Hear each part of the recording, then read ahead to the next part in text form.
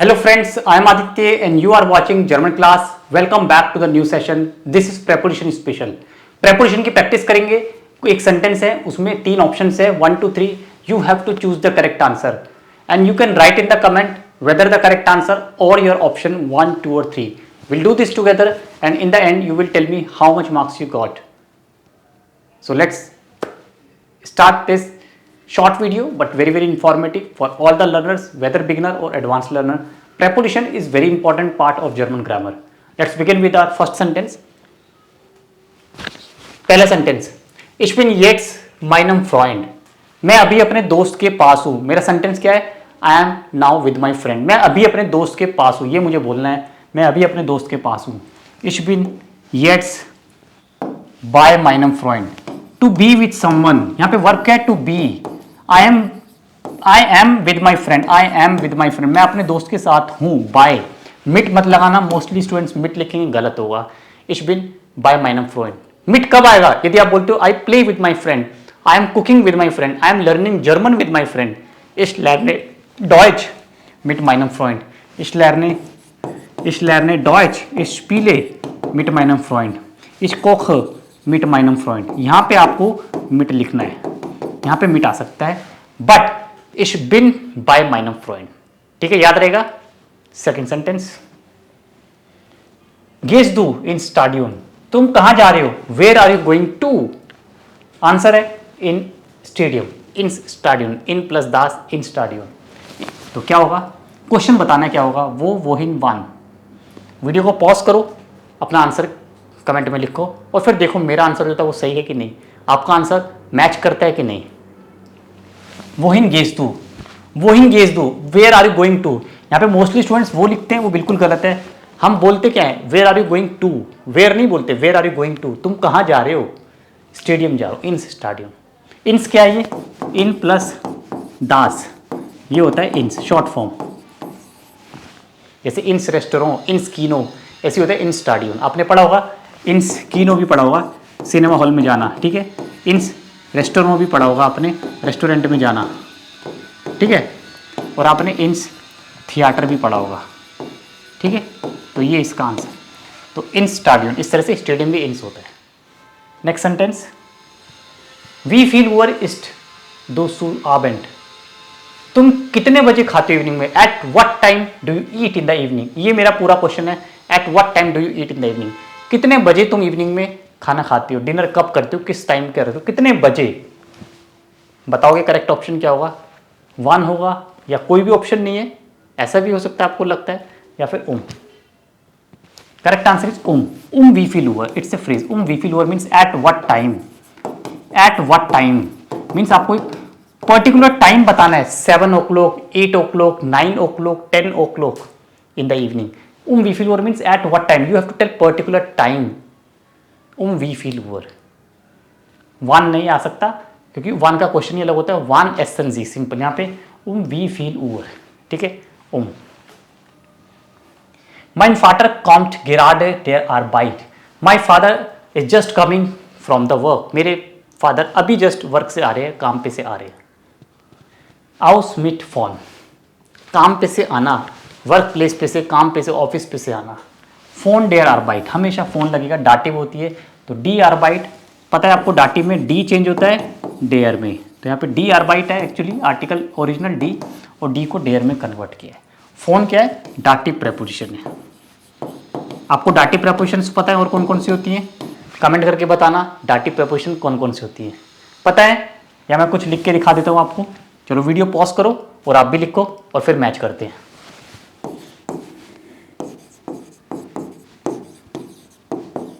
Bye house,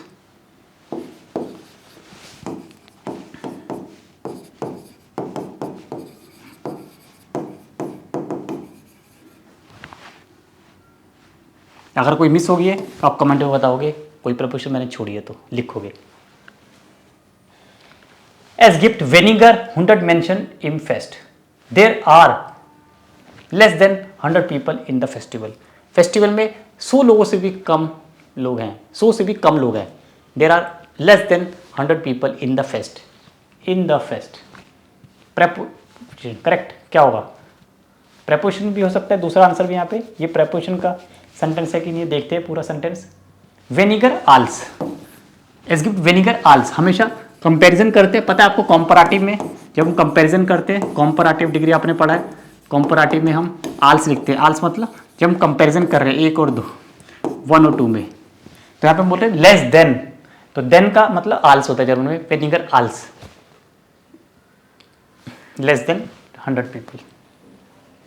Die Firma will 2030 5000 neue Mitarbeiter anstellen। anstellen मतलब employ करना, उनको रखना काम पे। कंपनी चाहती है, विल मतलब वांट, कंपनी वांट कि 2030 तक 500 नए मिटारबाइटर, नए वर्कर्स को, नए एम्प्लॉयज को रिक्रूट करना। आनस्टेल मतलब रिक्रूट करना, टू एम्प्लॉय। प्रेपोजिशन लगाओगे फोन हाउस बिस। वीडियो को पॉज करके भी आप आंसर लिख सकते हो। तो 2030 तक, this is the target, till 2030, तो बिस मीन्स टिल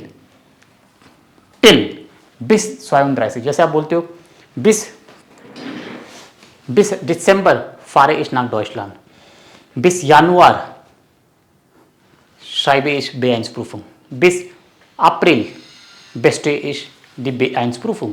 मतलब till October, till March, till April, till December, कोई डेडलाइन होती है ना, इस टाइम तक मैं ये काम कर लूँगा। ऐसे टिल 2030 तक कंपनी 5000 नए वर्कर्स को हायर कर लेगी, रिक्रूट कर लेगी या करना चाहती है। दी ग्लेशियर श्मेल्जन रुंड दी ओवर। ग्लेशियर क्या होता है? ग्लेशियर्स। आपको पता है ग्लेशियर जो वो हमेशा दिन रात मेल्ट होते रहते हैं। श्मेल्जन मतलब मेल्ट होना, ग्लेशियर मेल्ट होते हैं, उनसे जो पानी निकलता है वो पानी सी में, ओशन में जाके मिल जाता है। That is also one of the sources. समुद्र में, ओशन में पानी का सोर्स ग्लेशियर से भी होता है। ग्लेशियर पिघलते हैं, जैसे हिमालय पे है, ऐसी वर्ल्ड में और भी जगह जहाँ पे एल्प्स होते हैं, ग्लेशियर्स होते हैं, बर्फ की पहाड़ियाँ होती हैं, वो दिन रात पिघलती रहती है। श्मेल्जन, तो क्या आएगा ब्लैंक में? ये फ्रेज है बहुत अच्छा, ये एज इट इज़ यूज होता है जब भी हम बोलते हैं। सेंटेंस में बताता हूँ अभी, करेक्ट आंसर लिखिए आप, रुंड डी ऊवर।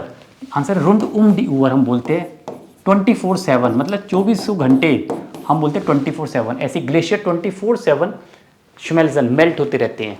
जैसे आपने बोला ये शॉप 24/7 खुलती है, दस गेशेफ्ट ओफनेट रुंड डी ऊवर, ये 24 घंटे काम करता है। एर आर्बाइटेड रुंड डी ऊवर, 24/7 रुंड डी ऊवर, याद रहेगा, ये बहुत इंपॉर्टेंट है, इसको याद रखना।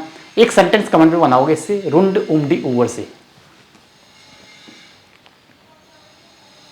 Die Temperatur liegt heute 37 Grad in meiner Stadt. In my city the temperature is today 37 degree Celsius. हम ग्राड यूज करते हैं टेम्परेचर के लिए। दी टेम्पराटूर लीक्ड बाय, यहाँ पे बाय आएगा और कुछ मत लगाना, सब गलत है, लीक्ड बाय। और दी टेम्पराटूर ईस्ट, लीक्ड है तो इसलिए बाय है, आप ईस्ट भी लिख सकते हो, ईस्ट 37 ग्राड, तब यहाँ पे कोई प्रेपोजिशन नहीं आएगी। दी टेम्पराटूर ईस्ट 37 ग्राड, बट जैसे लीक्ड आएगा तो बाय प्रेपोजिशन यूज करना है। ये सब प्रेपोजिशन का खेल है। कैसा लग रहा है आपको क्लास? बहुत इंपॉर्टेंट है, बिगिनर्स नहीं है, ये एडवांस लेवल की प्रेपोजिशंस हैं, आपको पता होनी चाहिए। सीखते हम बिगिनर्स लेवल में, बट एडवांस तक पढ़ते पढ़ते भूल जाते हैं। और हमारे जो नए बैचेस स्टार्ट होने हैं वो अप्रैल 2nd वीक से स्टार्ट करेंगे, थोड़ा सा डिले करेंगे, बट अप्रैल में 2nd वीक तक होपफुली सारे बैच स्टार्ट करेंगे। नीचे डिटेल है, कॉन्टैक्ट डिटेल है, आप कॉन्टैक्ट कर सकते हो और ग्रुप ज्वाइन कर सकते हो। अभी बाकी फर्दर डिटेल्स हम ग्रुप पे शेयर कर देंगे, तो आप नीचे ईमेल एड्रेस भी है, कॉन्टैक्ट डिटेल भी है, you can contact me directly. Der Arbeit gehen wir zusammen einkaufen. Der Arbeit gehen wir zusammen einkaufen. क्या आएगा? फोन मिट नाक। सोचोगे, सेंटेंस का मीनिंग सोचोगे, क्या मतलब है। अभी तक मैंने आपको सारे सेंटेंस के मीनिंग बताए हैं, अब आप खुद से मीनिंग सोचो। ये लास्ट सेंटेंस है, ये एक सेंटेंस हो रहा है।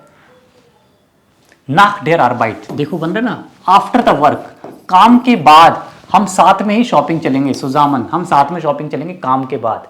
मिट नहीं हो सकता काम के साथ, फोन नहीं हो सकता from the work, after the work मैंने बोला है, after the, phone the work नहीं बोलते, आफ्टर द वर्क, काम के बाद, काम करेंगे उसके बाद हम साथ में शॉपिंग करेंगे। नाक डेयर आर्बाइट। Ich rauche nicht dem nächsten Monat, sagt Karl। Karl ने बोला है कि आई विल नॉट स्मोक आप फोन बिस।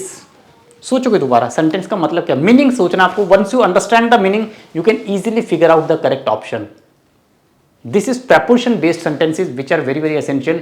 And now onwards you please give me your feedback, write in the comment, do you like such prepositional based videos, purely prepositional based? क्या आपको पसंद आई है इस तरह की वीडियोस? कमेंट करके जरूर बताना। इस तरह की वीडियोस मैं और भी बनाना चाहता हूँ। यदि आप इसको फीडबैक दोगे, लाइक करोगे ज़्यादा, तो डेफिनेटली इस तरह की वीडियोस भी मैं बनाता रहूँगा। प्रेपोजिशन के ऊपर अलग अलग तरह की वीडियोस और भी नए नए तरीके यूज़ करूँगा मैं। पहले इसका आंसर करते हैं। आप डेम, आप मतलब ऑनवर्ड्स, आप आपने पढ़ा है ऑनवर्ड्स। तो कार्ल ने बोला कि आई विल नॉट स्मोक, मैं स्मोकिंग नहीं करूंगा। आप डेम नेक्स्ट मोनाट, मतलब ऑन नेक्स्ट मंथ ऑनवर्ड्स। आप डाटिव है, ऑन नेक्स्ट मंथ ऑनवर्ड्स। आपने बोला मैं दिसंबर से जर्मन सीखूंगा, तो आप दिसंबर, आप सीधा लिख सकते हो। मैं फ्राइडे से काम पे जाऊंगा, आप फ्राइटाग, ठीक है। मैं कल से स्कूल जाऊंगा, आप मॉर्गन, तो आप समझ गए। कैसे लगी आपको आज की क्लास प्रेपोजिशनल बेस्ड? कमेंट करके जरूर बताना। And thank you so much. Like कर दो इसको, वीडियो शेयर कर दो, और टेलीग्राम पे, इंस्टा पे मुझे फॉलो कर लेना, नीचे लिंक है। Thank you so much. आउटबुटर सेइंग बिस्पाल्ट।